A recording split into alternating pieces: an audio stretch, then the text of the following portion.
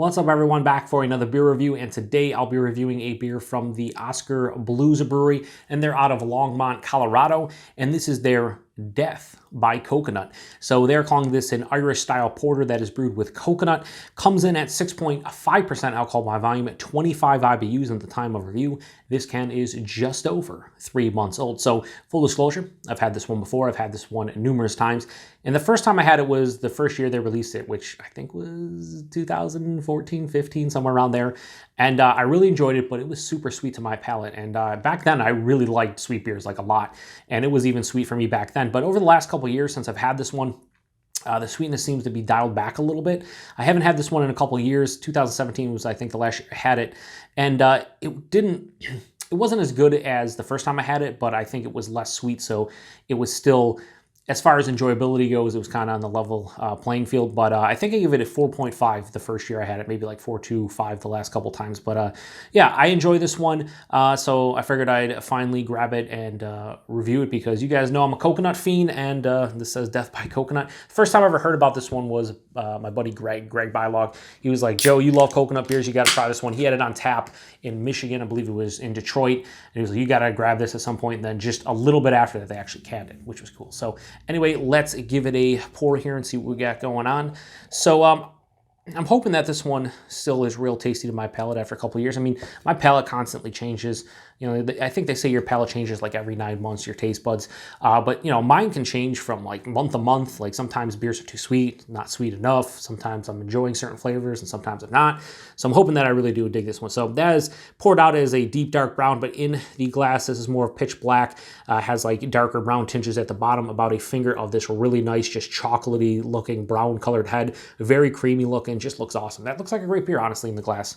It just looks awesome. If you're talking about an Irish porter with coconut, I would say that looks fantastic. So get a nose. Yeah, so reminiscent of like a Mounds bar. This is dark chocolate with coconut, basically. It definitely has a sweeter, like not raw coconut, more of like a toasted coconut to it, but also more of like a candied, like Mounds bar coconut, as opposed to like a real, just you're eating, you know, the coconut flesh out of a coconut. Some slight roasted malt, touch of like coffee. But that coconut is the predominant note, and it is sweeter. I mean, it's hard to get past the coconut, honestly. Dark chocolate, like I said, a little bit of roasted malt and coffee, but outside of that, those are like maybe like 10 to 20% of the nose, and like 80 to 90% is basically the coconut. But it says Death by Coconut, has a ton of coconut, even at just over 3 months old. Like, this is not ideal freshness. The problem with Oskar Blues beers are that in my area, it's really tough to find them fresh. You know, I wanted to review a 1050, even though I did that as part of a whodunit beer, a mystery beer. Still want to give it a proper review, even though I guess reviewing it as a whodunit or mystery beer is the most proper way to do it, because I don't know what it is and it's authentic, blah, blah, blah. But like, it's tough to find 1050 fresh. It's tough to find this beer fresh. Their Dale's Pale Ale, which I'll review at some point, I can't find that like under 2.5, 3 months old typically. So this was the freshest that I've seen it in probably about a year. So I figured I'd grab it now before it got too old. But the coconut is holding up. So anyway, let's get into it. Cheers, everyone.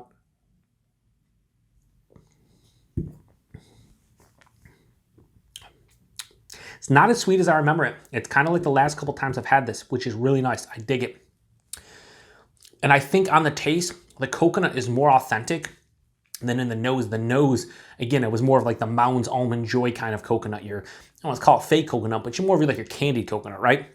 Where this one has more of an authentic, like slightly toasted coconut flavor. 6.5%, it is a bit thin. This is like lower side of medium body to higher side of light body. Like to see a little bit more body in this one. The mouthfeel, soft, smooth, slightly creamy, really nice. Right up front, you're hit with a lot of coconut. And again, it's mixing in with that, like, it's more like a darker, like 40, 50% cacao bar, or even like approaching like a Hershey's dark chocolate. So a sweeter dark chocolate. And it's giving me Mounds bars vibes, but not as sweet. Mid palate, I get more of a roasted malt and like a bittering chocolate, like more of like a baker's chocolate.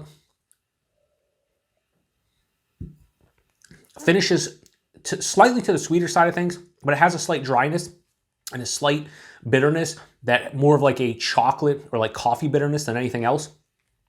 That kind of balances out the beer on the back end. You might hear some sirens, probably feel like those are, yeah, from a fire truck, I believe. But yeah, this is pretty good. It's not as sweet as I had it, or as I remember the first time.